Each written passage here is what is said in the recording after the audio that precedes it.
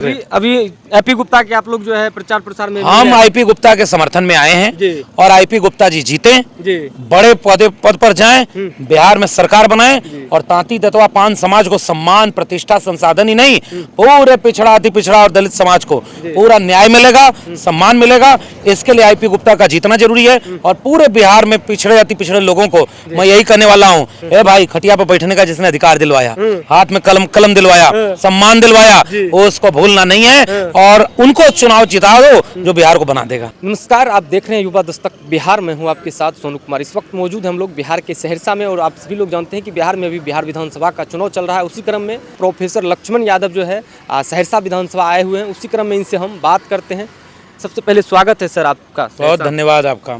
Sir कैसे कैसे आना हुआ सर? आना बस यही है कि बिहार में सरकार बदलनी है जी और महागठबंधन के समर्थन में जी पढ़ाई कमाई दवाई सिंचाई सुनवाई और कार्रवाई वाले गठबंधन का साथ देने के लिए समाजवादियों का परिवार एकजुट हो गया है। संविधान मानने वालों को एकजुट कर लिया हम लोगों ने। अब पूरे बिहार में घूम करके कह रहे हैं यहाँ कीचड़ मत फैलने दो और कमल मत खिलने दो। ये बीजेपी वालों को यहाँ से भगाना है और बिहार को बिहार के मुद्दों पर जो शिक्षा रोजगार की बात करे, बिहार के लोगों को पलायन रोके, दवाई की बात करे, पढ़ाई की बात करे, उसको बिहार सौंपने की बात करें। जी जैसा कि सर आप प्रोफेसर भी रह चुके हैं और कई राजनीतिक कितने बार चुनाव देख चुके हैं, अब की बार का क्या कुछ खास लग रहा है? इस बार के चुनाव में हम ये बात साफ देख पा रहे हैं कि बिहार के 20 साल के लगभग नीतीश जी मुख्यमंत्री रहे। आप नीतीश जी के कई कामों से सहमत असहमत हो सकते हैं, लेकिन नीतीश जी ने भाजपाई नफरती दंगाई एजेंडे को बहुत हद तक रोका। हालांकि उनकी वजह से भाजपाइयों को बड़ी ताकत मिल गई बिहार में। थोड़ी हिम्मत दिखाए होते तो समाजवादियों के गढ़ में भाजपाइयों का कोई नामो निशान नहीं होता। लेकिन नीतीश जी ने ये थोड़ा सा एक ज़माने में ये उस समय की राजनीति की मजबूरी थी, लेकिन नीतीश जी ने बिहार को दंगे की आग में नफरत की आग में जलने से बचाया है। अब नीतीश जी अपने राजनीति के अवसान पर चले गए, अपनी पार्टी नहीं बचा पा रहे हैं और भाजपा के भेजे हुए लोग उनकी पार्टी हाईजैक कर लिए, बराबर के भाई बन गए। नीतीश जी निर्णय नहीं ले पा रहे हैं, नीतीश जी दूर तक नहीं देख पा रहे हैं कि उनको भाजपा मुख्यमंत्री चेहरा नहीं बना रही। ऐसे में लगता है कि नीतीश जी को किनारे करके भाजपा पूरे बिहार को गुजरातियों के रिमोट कंट्रोल से चलाना चाहती है और अभी भी चला रही है। और चुनाव जीतने के बाद वो पूरी तरह से बिहार में यही काम करेंगे। हम ये देख रहे हैं कि इस बार का चुनाव नीतीश जी के अपने वोटर भी ये खेल समझ रहे हैं, इसलिए ये तेजस्वी यादव जैसा चेहरा जो युवा है, जो रोजगार पे मुद्दा क्या है, तेजस्वी यादव के चुनाव लड़ने का मुद्दा क्या है? पढ़ाई, नौकरी, पलायन रोकेंगे, जीविका दीदी को परमानेंट करेंगे, संविदा कर्मी को परमानेंट करेंगे, बजट बढ़ाएंगे, गाँव के लोगों को पलायन रोके। और बीजेपी किस पे चुनाव लड़ रही है? रील बनाने के देंगे, डाटा फ्री, जय श्री राम के नारा लगा रहे हो, जंगल राज का डर दिखा रहे हो।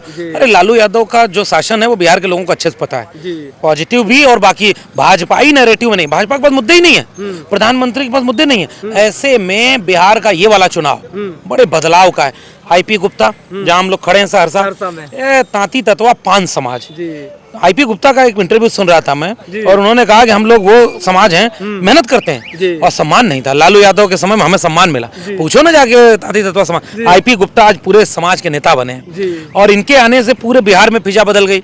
मुकेश सहनी बेचारे गए थे पिछली बार, नाराज होकर के पार्टी खत्म कर दिया, विधायक तोड़ लिया। आज मुकेश सहनी कह रहे हैं कि गंगा जल की कसम खाया हूँ, जब तक भाजपाइयों को तोड़ूंगा नहीं तब तक छोड़ूंगा नहीं। तो मुकेश सहनी इधर आ गए। कम्युनिस्ट पार्टियों का पूरा जनाधार यहाँ रहा है, वो गरीबों कमजोरों मजलूमों की लड़ाई लड़े हैं, वो महागठबंधन के साथ हैं। राहुल गांधी बिहार घूम चुके हैं और तेजस्वी यादव का चेहरा घोषित कर दिया गया। मुझे लग रहा है कि जनता ने तो अपने बिहार के चुनाव में, मैं देख रहा हूँ बिहार में जनता ने मन बना लिया है कि सरकार बदलनी है। अब पुलिस लगाकर, मशीनरी लगाकर, लूट कर, झूठ बोलकर बीजेपी चाहती है कि थोड़ा इस चुनाव को भटका दिया जाए। लेकिन मुझे लग रहा है जैसे यहाँ आईपी गुप्ता बिगुल बजाने वाले हैं, ऐसे महागठबंधन का बिजुल बजने वाला है। आईपी गुप्ता के आने से आपको लगता है कि तेजस्वी यादव को और भी बहुत बड़ा मिला है? देखिए पूरा एजेंडा ये जो महागठबंधन जुड़ा है ना, आईपी गुप्ता जिस समाज के नेता हैं वो अपने पूरे समाज के उभरते हुए नेता बने हैं और वो अति पिछड़े समुदाय में मुकेश सहनी, आईपी गुप्ता, सारे लोग, जी। इन लोगों ने पूरे उन समाज के लोगों को कहा कि हमारा बेटा जी। है, हमारा भाई हेलीकॉप्टर में मजबूत होगा तो हमारे लिए काम करेगा। जी। तो ये आईपी गुप्ता ने किया। जी। मैं पूरे बिहार में घूम रहा हूँ, जो मिल रहा है वो कर रहा है। आईपी गुप्ता का महागठबंधन के लिए सबसे पक्का वोट होने वाला जी। है। मुकेश सहनी का आने से फायदा हुआ काफी वोट ट्रांसफर बहुत ज्यादा।